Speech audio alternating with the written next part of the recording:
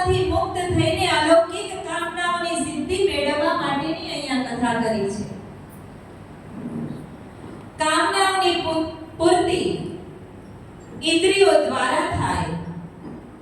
આ ઇન્દ્રિયો 11 છે, તેથી આ પ્રકરણમાં અધ્યાય પણ 11 આવેલા છે.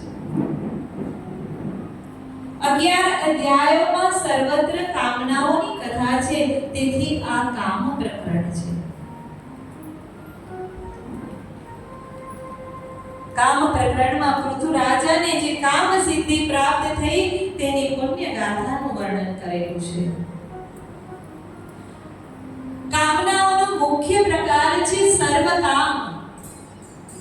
સર્વકામ એટલે સર્વની કામનાઓની પૂર્તિની વાત કરેલી છે. બીજો પ્રકાર છે સ્વકામ.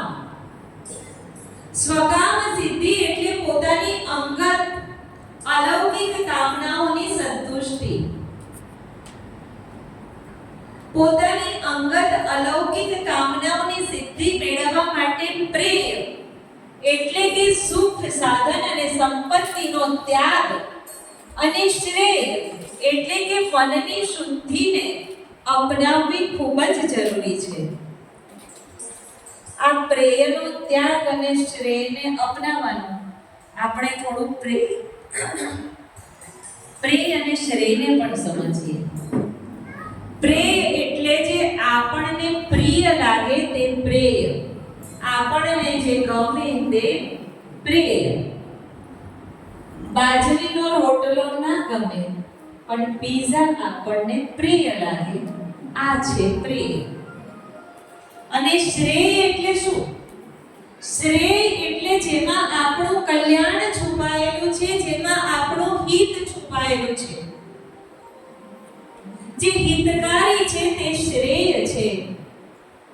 બાજરીનો રોટલો ખાવો એ હિતકારી છે, આપણા સ્વાસ્થ્ય માટે સારો છે, એ શ્રેય છે. લૌકિક કામનાઓનો ત્યાગ કરીએ તે પછી જ અલૌકિક કામનાઓની પ્રાપ્તિ સરળ બને. અપેક્ષા વગર, રાગ દ્વેષ વગર જે ભગવાનને ભજે છે તેનું મન શુદ્ધ થાય છે. તેવા સમચિત્ત વાળા જીવોની જ અલૌકિક સ્વકામનાઓ સિદ્ધ થાય છે. પૃથુના 5 પુત્રો તેમને પૃથ્વીનું રક્ષણ કાર્ય સોંપીને વનમાં ગયા.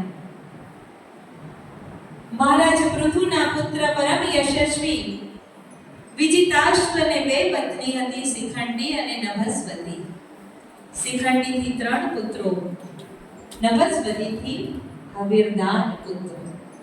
હવિરદાનને 6 પુત્રો, તે પૈકી બરહિસર નામનો પુત્ર કર્મકાંડ અને યોગ અભ્યાસમાં કુશળ હતો.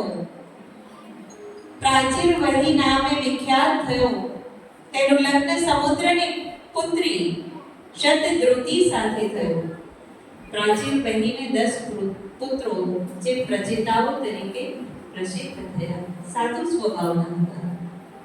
10,000 વર્ષ શ્રી હરિની આરાધના કરે છે આ પ્રજેતાઓ.